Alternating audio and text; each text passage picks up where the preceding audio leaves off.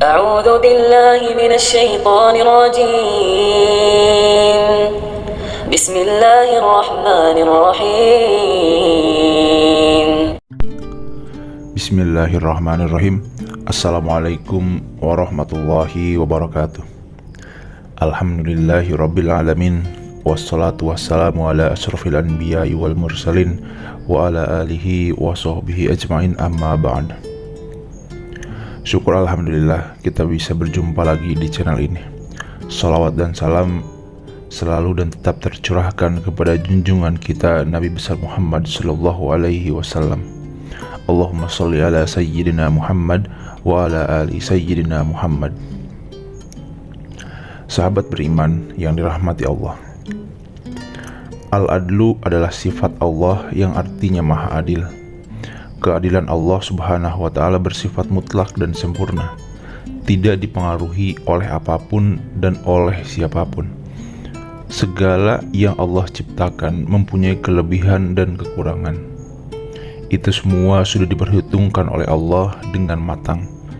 Semua yang Allah ciptakan sesuai dengan kodrat dan jenis makhluk tersebut, baik manusia, hewan, malaikat, tumbuhan, dan jin sekalipun mempunyai kelebihan dan kekurangan.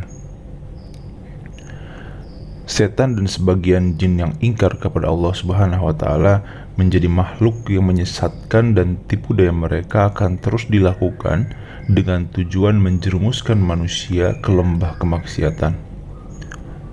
Makhluk ini digambarkan memiliki kekuatan yang besar untuk menumbangkan keimanan seseorang. Dikisahkan bahwa setiap hari mereka mengirim pasukan untuk menggoda manusia agar berbuat kejahatan.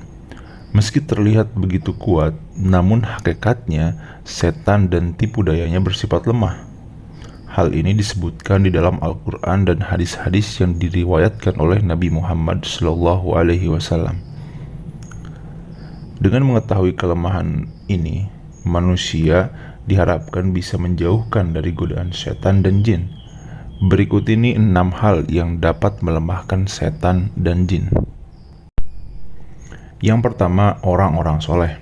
Kelemahan pertama setan adalah orang-orang soleh yang beriman kepada Allah.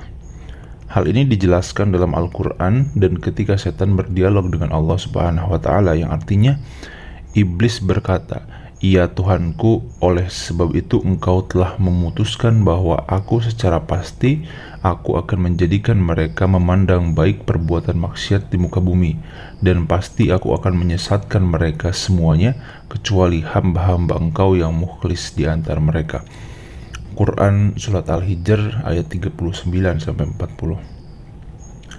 Ahli tafsir mengatakan bahwa ayat tersebut menerangkan setan itu dapat menguasai manusia karena dosa-dosa yang dilakukan. Namun ketika manusia melakukan hal-hal yang baik dan beramal soleh, maka mereka akan takut dan dengan sendirinya akan menjauhi manusia.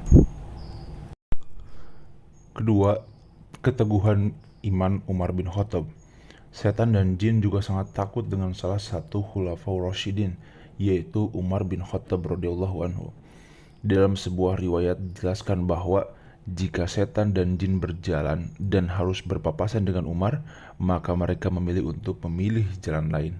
Mereka tidak berani jika harus berhadapan muka dengan Umar bin Khattab. Hal ini disebabkan karena Umar betul-betul memegang ajaran agamanya dengan benar, serta menancapkan keimanannya dengan sangat teguh. Hal ini membuat setan ketakutan dan membuat mereka lari.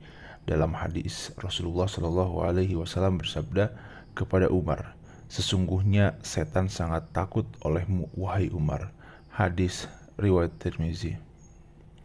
Ternyata tidak hanya kepada Umar saja, golongan ini juga takut dengan orang-orang yang beriman dan betul-betul menjaga keimanannya. Dalam Al-Bidayah wan Inayah, Ibnu Katsir telah mengutip sebuah hadis berikut ini. Sesungguhnya orang mukmin akan dapat mengendalikan atau mengalahkan setannya sebagaimana salah seorang dari kalian yang dapat mengendalikan untanya ketika bepergian. Hadis riwayat Ahmad. Bahkan jin kafir yang menyertai manusia bisa masuk Islam jika manusia yang diikuti memperteguh keimanannya. Hal ini sebagaimana yang disebutkan dalam sebuah hadis riwayat Imam Muslim, Berikut ini yang artinya Rasulullah Shallallahu Alaihi Wasallam bersabda, tidak ada seorang pun kecuali ia disertai oleh seorang korin, penyerta dari jin, dan seorang korin atau penyerta dari malaikat. Para sahabat bertanya, apakah termasuk Anda juga wahai Rasulullah? Rasulullah menjawab, iya, termasuk saya.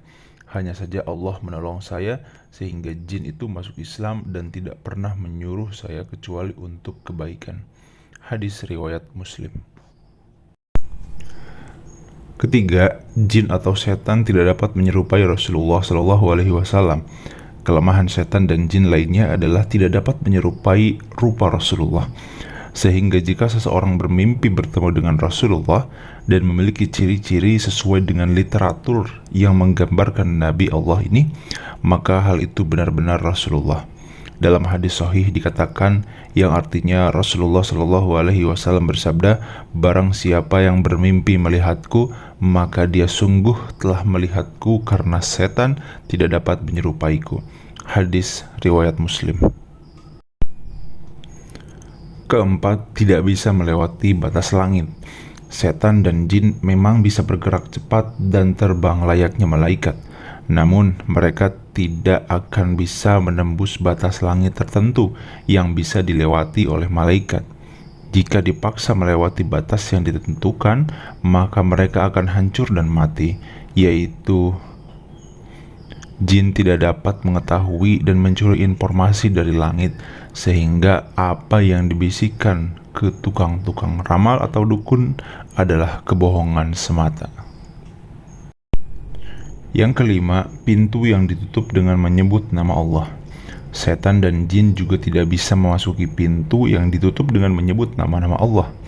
Dalam sebuah hadis, Rasulullah Shallallahu Alaihi Wasallam bersabda yang artinya, tutuplah pintu-pintu dan sebutlah nama Allah ketika menutupnya, karena setan tidak akan membuka pintu yang sudah terkunci dengan menyebut nama Allah. Tutup jugalah tempat air minum dan bejana-bejana kalian sambil menyebut nama Allah, meskipun kalian hanya menyimpan sesuatu di dalamnya, dan ketika hendak tidur, matikanlah lampu-lampu kalian.